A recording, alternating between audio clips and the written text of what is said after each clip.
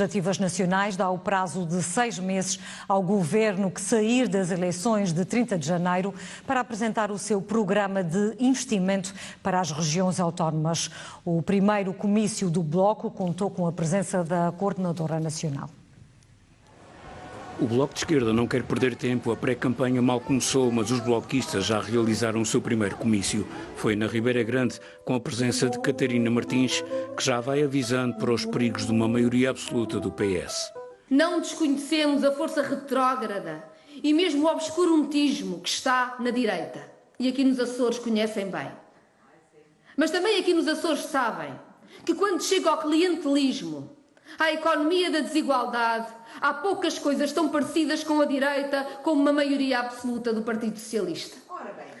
A cabeça de lista do Bloco de Esquerda pelos Açores lembrou os compromissos do Governo da República que ficaram por cumprir e deixa claro o que espera do próximo Governo. Temos razões fortes e queremos compromissos claros.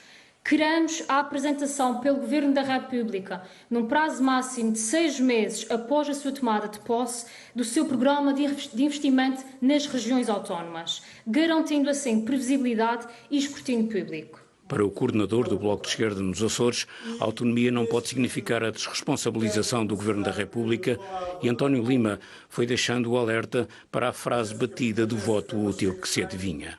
Serão muitas as expressões para o voto útil, para um voto que, uma tentativa de desvalorizar o voto no Bloco de Esquerda, como para uma pressão para que o voto seja nos partidos do costume, nos partidos do centro. Para António Lima, essa pressão tem que ser rejeitada porque o Bloco de Esquerda tem um programa alternativo e credível e por isso representa o verdadeiro voto útil. A Coordenadora Nacional do Bloco de Esquerda é convidada do Telejornal, Catarina Martins, muito boa noite. Já vamos falar do voto útil, que foi um apelo também feito, de resto, pelo Presidente da República hoje, para que as pessoas fossem votar e um apelo para que não haja abstenção. Mas queria referir-me às declarações que fez esta tarde neste primeiro comício do Bloco. Falou numa prestação única, numa reforma, digamos assim, do sistema de proteção social. Uma prestação única para permitir um rendimento, não é um rendimento mínimo, mas é um rendimento aceitável, uma prestação acima do limiar da pobreza. Sim, veja bem, nós temos um problema em Portugal, temos imensas prestações sociais diferentes, que deixam muitas pessoas de fora. Temos rendimento social de inserção, tem um valor muito baixo, não chega a 84 euros em média nos Açores e é sobretudo destinado, ou os seus beneficiários são sobretudo, precisamente aqui nos Açores, ou menores de 18 anos ou maiores de 60 anos. Temos depois o subsídio social de desemprego, para pessoas que não têm subsídio de desemprego ou que o subsídio de desemprego já acabou e não têm outro apoio. Depois, por causa da pandemia, foram criados pequenos apoios extraordinários a trabalhadores a recibo verde que não chegavam ao subsídio de desemprego e outros. Lembro, por exemplo, que no turismo, aqui nos Açores, houve muita gente que de repente ficou sem rendimento e sem nenhum tipo de apoio, mas todos estes apoios têm muitos buracos, têm muitas injustiças relativas, muitas desigualdades e, na verdade, não resolvem o problema das pessoas, das famílias, não lhes permitem ter até, digamos assim, o rendimento básico para recomeçarem a sua vida quando é preciso. E tem uma injustiça muito grande para com as famílias com crianças, porque no cálculo dessas prestações, quando se vai ver se a família tem ou não direito, as crianças valem meio. Ou seja, uma família com mais crianças é muito penalizada e isto é uma injustiça muito grande num país que tem um problema grave de pobreza infantil. Portanto, o que nós queremos é acabar com esta floresta de vários apoios que as pessoas não percebem, que têm injustiças e desigualdades relativas, então, criar um apoio mais forte. Esta prestação única seria uma prestação com tabelas para garantir sempre um rendimento mínimo?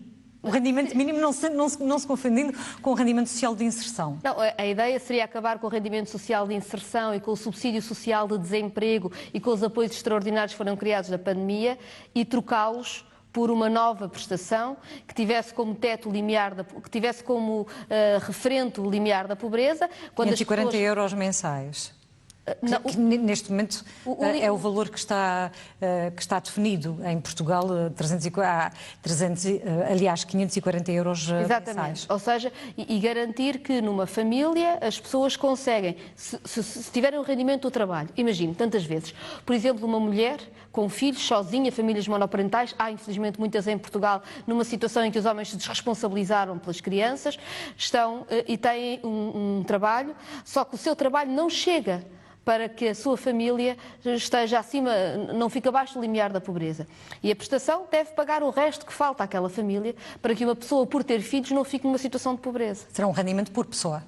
É um rendimento por pessoa, calculado naturalmente nas condições do agregado familiar. É uma proposta que é feita há muito tempo, repensar as prestações sociais e que nós associamos a uma outra, que é o combate ao trabalho informal. Porque há muita gente que não tem acesso ao subsídio de desemprego, que não tem acesso à proteção social quando precisa, mesmo na doença, etc. Porquê? Porque não tem um contrato de trabalho e, portanto, não tem os descontos feitos. Ora, e nós, ao associarmos uma nova prestação social a um combate ao trabalho informal, estávamos a fazer também um enorme trabalho de inspeção no país para acabar com o trabalho informal e fazer com que as empresas sejam sérias e deem contratos de trabalho aos seus trabalhadores. Isto é muito importante. Trabalho informal que também pode ser sinónimo de recibos verdes. Também pode ser, e muitas vezes os recibos verdes são ilegais, são falsos recibos verdes. Portanto, o que nós associávamos era uma proteção social mais forte, com um programa forte também de combate à precariedade, ao abuso e à informalidade laboral. Nós temos um problema. Há uns anos, nós quando discutíamos as pensões mínimas sociais, por exemplo, lembro-me que o Ministro Vieira da Silva dizia que com o tempo as pensões mínimas sociais vão acabar, porque, por exemplo, as mulheres que não tinham carreiras contributivas e que dependem dessas pensões mínimas, agora já têm, porque já trabalham. E agora olhamos para a geração mais jovem, com 20 anos, com 30 anos, e quantos não trabalham sem um contrato, sem descontos? Quantas pessoas não têm o biscate na restauração, no turismo, na construção, etc., que é o seu ganha-pão e não têm um único dia de descontos? Quer dizer que estamos agora a roubar dinheiro a essas pessoas, estamos a roubar-lhes uma parte do salário, estamos a roubar-lhe o direito à parentalidade, ao subsídio de maternidade, ao subsídio de doença, ao desemprego. Estamos também a roubá-las no futuro na pensão e, portanto, reformular o sistema de segurança social, ao mesmo tempo que tem uma prestação social mais forte, mais justa, mais clara, mais transparente e, simultaneamente, se combate o abuso laboral e a informalidade, seria, enfim, um passo importantíssimo para a nossa democracia e para o respeito por quem trabalha.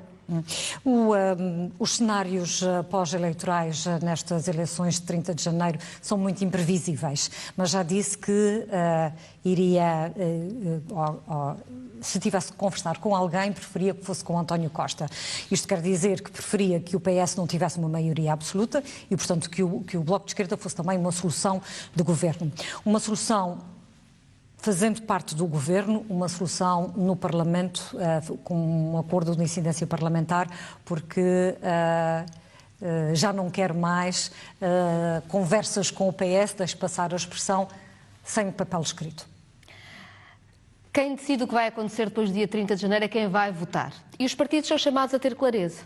O Bloco de Esquerda apresenta o seu programa, um programa para subir os salários médios, um programa para garantir o acesso à saúde, à educação, para reforçar no país o que são as condições de igualdade e de serviços públicos, programa transformador para o clima, apresentamos esse programa e depois também dizemos claramente em que condições é que podemos fazer parte de soluções maioritárias no Parlamento. Porque essa clareza é importante. Veja bem, o Partido Socialista diz que tanto pode fazer com a direita como com a esquerda.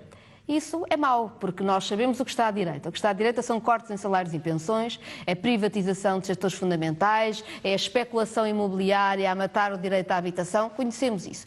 E o Partido Socialista, se quer isso, é igual à direita e vale muito pouco em quem acreditar numa economia que respeita quem trabalha, com salários e pensões dignas.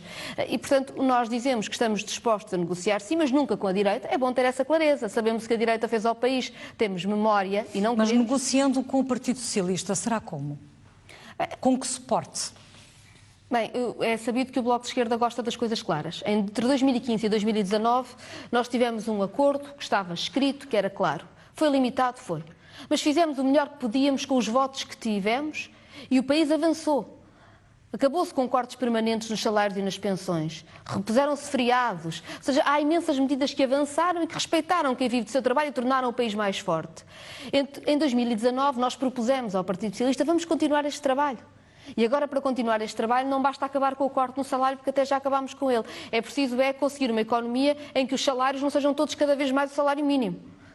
O que é em preciso 2022, o que é que vai propor ao PS se este for o cenário? A mesma clareza que propusemos em 2019. Que seja possível um acordo escrito, claro, à esquerda, sobre salários, sobre as regras do trabalho, sobre o Serviço Nacional de Saúde, sobre o que conta na vida das pessoas. E isso é muito importante, porque entre 2019 e 2021 o Partido Socialista não quis, achou que era melhor andar a negociar, ora com uns, ora com outros, e na verdade há depois um país que não tem uma trajetória, e ao ficar tudo na mesma. E não há nada pior do que ficar tudo na mesma quando as coisas estão mal. Nós não podemos dizer a um país que tem baixos salários, muita precariedade, em que 1/3 dos jovens pensa em emigrar, que é para ficar tudo na mesma. Nós não podemos dizer... O IPO de Lisboa, que serve tantos açorianos e açorianas que infelizmente precisam de cuidados oncológicos e têm de ir ao IPO de Lisboa, perdeu 200 profissionais entre março e setembro. Ficar tudo na mesma significa que estamos a perder capacidade de responder a problemas essenciais das pessoas. E, portanto, o que nós precisamos é de um acordo claro para resolver o que está mal. E esta ideia do Partido Socialista, de manter tudo como está... Aliás, o António Costa já disse que era apresentar o mesmo orçamento que já fez. Seria irresponsável. Seria irresponsável porque o país não está bem.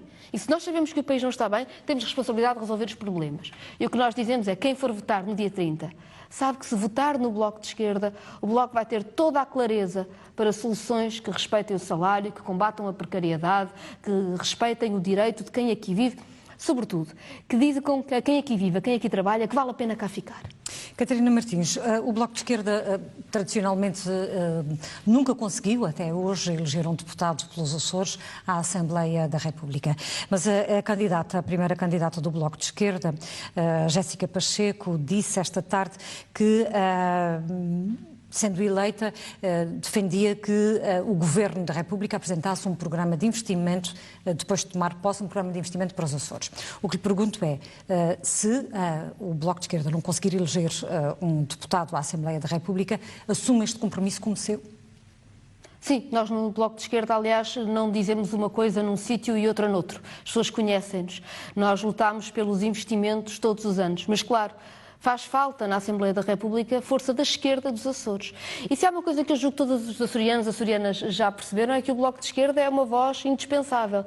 Veja bem, depois de maiorias absolutas do Partido Socialista, que alimentou uma economia clientelar completamente subalterna a grandes interesses económicos nos Açores, em que a pobreza foi graçando, infelizmente os Açores é das regiões com mais pobreza do país, há uma direita que faz uma maioria nos Açores e que não tem projeto nenhum para os Açores. Não faz nada. Mas o que aliás, interessa aqui é o Bloco de Esquerda. A alimentar a mesma economia clientelar. A única voz da oposição é o Bloco de Esquerda. É a única voz que traz alternativa, que traz projeto. E, portanto, é tão importante para os Açores terem essa voz exigente de esquerda também na Assembleia da República. Não tenho dúvidas nenhuma. Se essa voz não for eleita, assume o compromisso dessa voz? Nós sempre o assumimos e continuaremos a assumir. Queria só aproveitar, porque estou aqui na RTP. Temos que acabar. Os vários compromissos que temos é também combater a precariedade na RTP Açores.